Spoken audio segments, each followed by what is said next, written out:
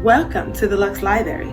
I'm Delisa B. Davis, owner and founder, and you're watching Real Talk. Here, we discuss everything and anything related to your healing and your growth. And today, we have a very special guest, Ludovic Zamore, an extraordinary classical pianist. I don't know about you, but music is one of my greatest healing mechanisms.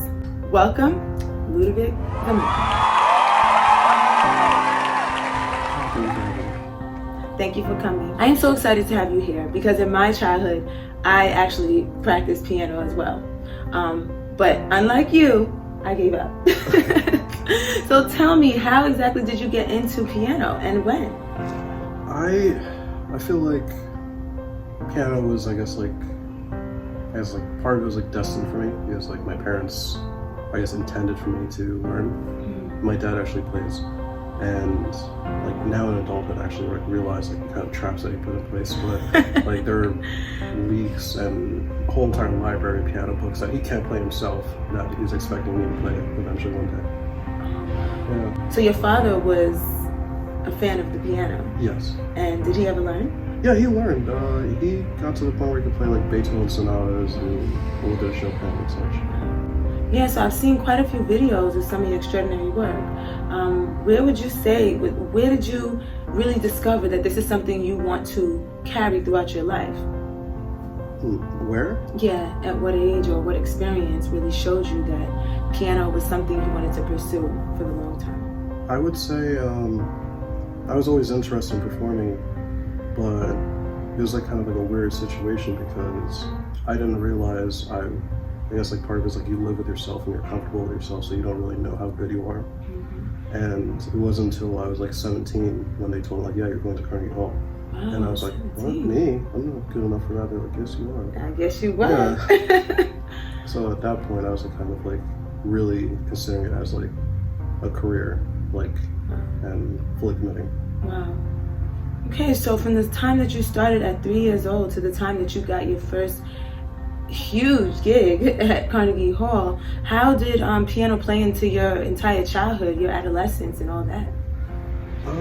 Well, my parents are from the Caribbean, specifically Haiti, so they were, they're notoriously strict. So growing up with it was a lot of discipline. I didn't really, appreciate it growing up, but now I really do. But it was just they pushed me to keep on going. Yeah, wow. My parents really tried to push me and I pushed back. I really want to understand how did you factor that into growing up? Because I remember I had to play every day on the piano before I could play. Exactly. So is that how it was for you? Well, that and there was no play at all. Like my parents took away all my toys when I was a kid too. Like they were like, you're too old for toys. Oh, yeah. I'm 7. Wow, so just to get you, to keep you committed and focused on the piano? Exactly. Wow, awesome. To be honest, I mean, it does take that kind of dedication. It really does, to really master something the way that you have. And not just that, but also any passion or any art. You need to have obsession. Right. Yeah. Right. So I did also read about the fact that, there was one really challenging piece that you had committed yourself to at one point in your life, and it got to the point where you would, you wouldn't listen to any other songs and you would play till your fingers hurt. What was that experience like? It was the Paganini Etudes. That was an experience in itself because the piece itself it was written to be unplayable except for Liszt himself. And it was kind of like a situation where I guess a lot of it was like an ego trip, but he was just trying to prove that the piano was the master of all instruments. Learning it was a nightmare. Learning it was painful, both like physically and mentally and emotionally, because like I felt like I was sacrificing one thing to learn another thing. Like not going outside, not doing anything adventurous. But it seems like you were pretty much you were prepared for that. Yeah. Wow. At what age was that? That was at 22. Okay. So this is the point where you were already like, this is my career, I'm gonna go hard, I'm gonna make this happen. Wow. So you were inspired in a huge way by your father, your parents. What else did you aspire to see in yourself through the piano? I feel like That's a good question. I think like a big thing is, especially in North America, a lot of people don't know exactly what I do.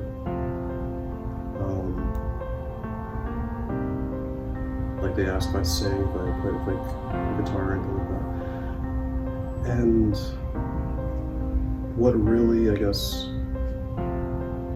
is a good example of what I do, believe it or not, is like the Bugs Bunny, you know, the guy, like when he shot someone with a revolver. That's exactly what I'm doing on stage. And who inspires me to do that was actually my friends list and such. Yeah. What is your overall goal? Because it seems like you have already pretty much reached some pretty great heights. So you've performed at Carnegie Hall. You're now about to perform at the Westbury Space, and I want to hear more about that. But what would be the point where you say, I did it all? That's funny. I guess growing up, we asked ourselves like, what are those milestones that we want to hit? And I think that one of those milestones was like, you know, Carnegie Hall, because that was a very exclusive place to ever perform that. I would say some of my goals now are, I guess, taking like a whole program like I'm doing at the Space, but doing that again at a place like Carnegie or like Sydney Opera House or something like that. And I'm not so obsessed with, I guess, where I'm playing, but I guess more along the lines of leaving impacts and awareness to the performing arts and culture itself. Absolutely. I know that in our communities, you know, not many people know how to play the piano. When I play a little tune, a little birthday song, you know, people are really surprised. So it definitely brings some awareness to have an African-American, Canadian American person, young man, actually doing this and doing it at such a high level. You're doing it extraordinarily. I commend you. And I want to know, what kind of challenges do you face being almost like a unicorn in your field? Challenges, well, I think like part of it is, like I said earlier, is kind of like you're bringing awareness to the art itself. Like people don't know exactly what I'm doing. And then on top of that, like since there are not many, or I guess like a better way of saying there's few in my field that are actually doing it, it's like you have a weight on your shoulders. So you're kind of like representing people, you know, for a future generation. You're kind of representing the entire community, or you feel like you are. How do you feel you can get other young people to take part in the arts in this particular way? I would say how I would influence them would be, I guess, just motivating them, because like not just, you know, performing arts, but many other fields in the world, like even like it could be, in my case, writing. Yeah, like, publishing. Exactly. It's like it's a hard field to really get into and thrive, because part of it is like kind of like who do you know, and you need like a generational, I guess, system to keep on pushing it. Absolutely. Do you feel like you have that system? I was very lucky that my parents understood to a certain extent, you know, performing arts and what it took.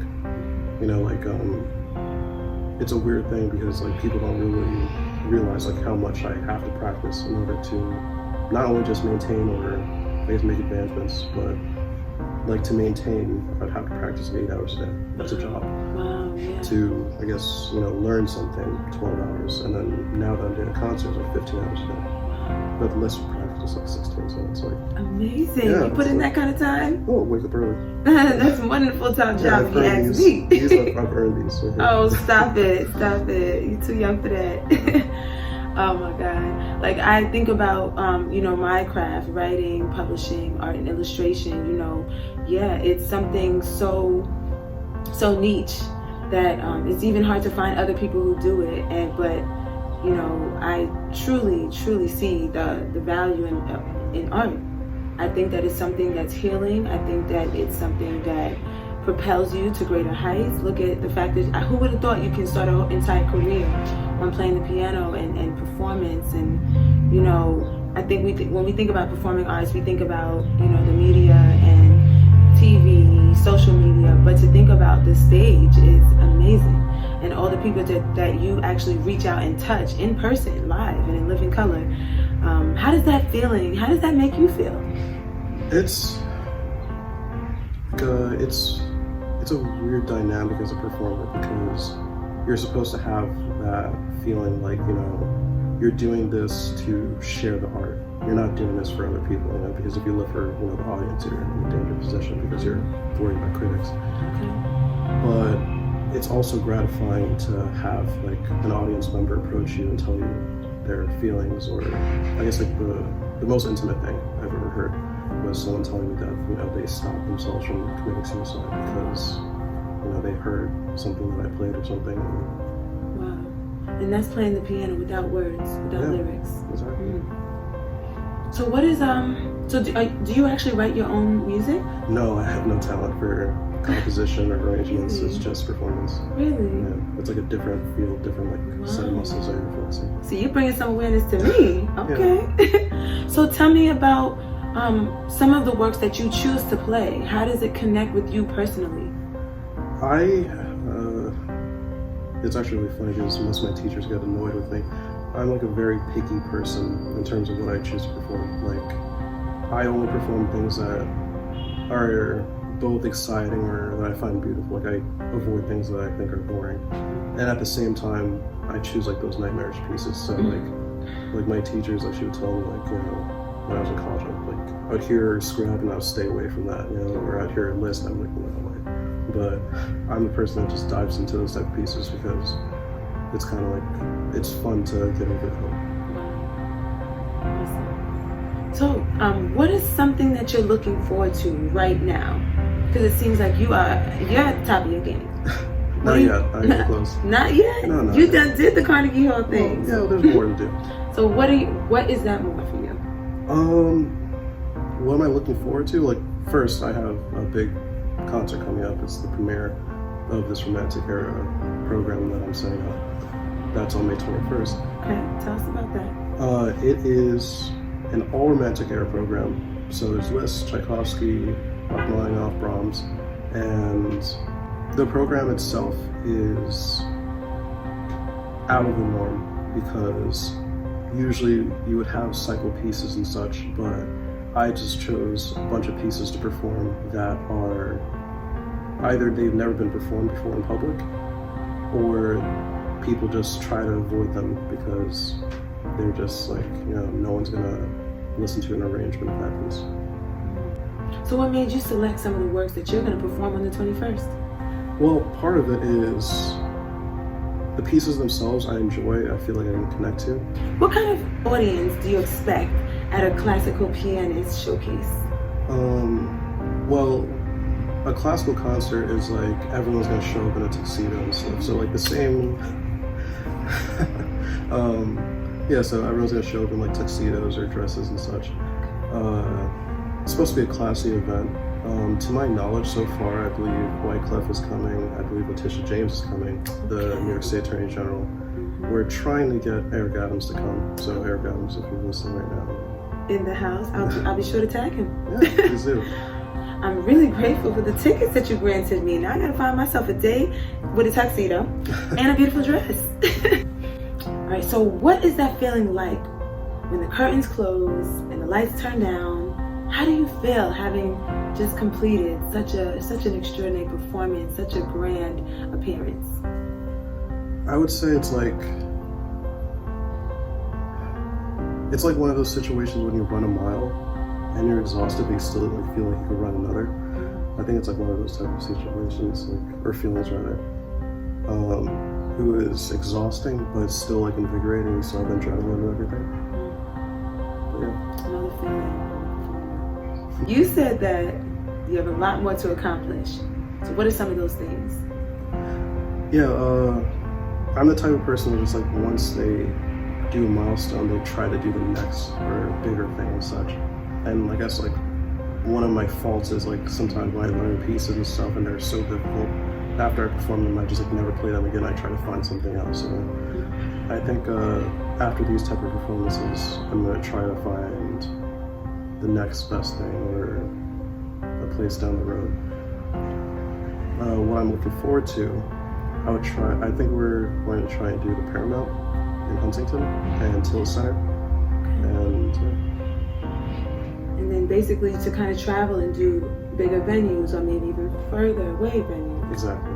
Okay.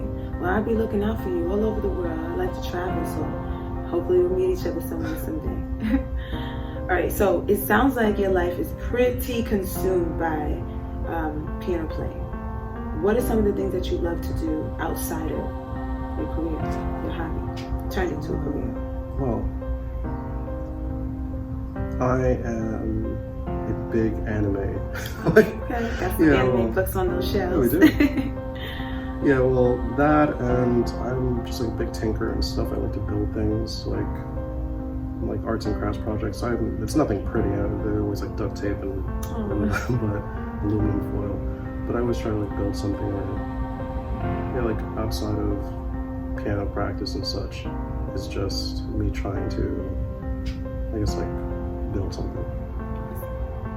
I'm very, very excited to see your show on May 21st. I'm very excited to see some of the other things that you're going to be creating. I feel like when you're very young and you're very accomplished for your age, and I feel like there are going to be some ways that you can expand on this particular skill and maybe merge it with another skill, like your anime, like your building, like your arts. And I think that it's very important that you continue to portray yourself as the extraordinaire that you are, especially alongside you. We don't really know where some of our gifts can take us, and you are living proof that you can go far, right? Is there anything else you want to share with the audience? I would say, I guess, like a words of inspiration. You can apply obsession and passion to anything that you're passionate about. Okay, so do you feel like the pressure that your parents put on you as a child, do you feel like it's worth it now? Well, I might switch on my dad. For a long time I resented it, but I think like when you enter adulthood and you realize how difficult the real world is, I started to appreciate that much more, and I saw how some people in the world lack discipline, and I was kind of like, I became grateful of like, work ethic. And like I learned not just like, not just for performance, but you can apply obsession to any one of your passions, and whether it's publishing or writing, you can still apply that, and as long as you like fully commit, you can really achieve greatness in any lane that you have. Wow, that's very powerful. You have no idea. I think so many people have huge dreams and they really don't know how to attain them, but you said it, obsession, pressure, discipline. These are the key words, guys. Take that with you. How do you feel music can help people heal? Because I am particularly a music lover, and I love all genres, classical music included. How do you feel your music specifically, and the music that you choose to play, how do you feel like it is healing, or how is it helping us grow as a people? I feel like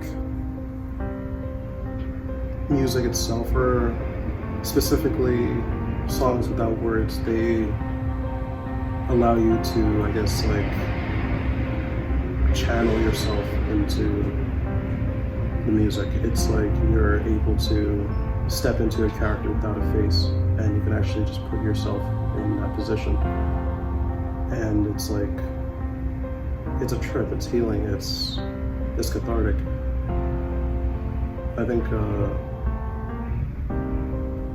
most artists like that. Wow. I can't wait to see and hear you on May 21st at the Westbury Space. I hope that you guys are going to be checking in, tapping in, and attending. I got my 2 tickets. You better get yours. Tell us how we can find you. You can follow me on Instagram at Ludovic Zamor, at LUDOVICZAMOR. Also Facebook. Well, hopefully you'll have some more content after this particular interview and then your May 21st performance. And of course, guys, you know you can follow us, The Lux Library, at theluxlibrary.co, on TikTok, on Instagram, on Facebook, on Twitter now, _ instead of the dot. And of course, that's also our website. So that's www.theluxlibrary.co. And we'll be releasing our Real Talk at the Lux Library episodes every Sunday on YouTube. We'll see you guys soon. And don't forget, discipline, obsession. That's the way to win it. Thank you for having me. Checking out.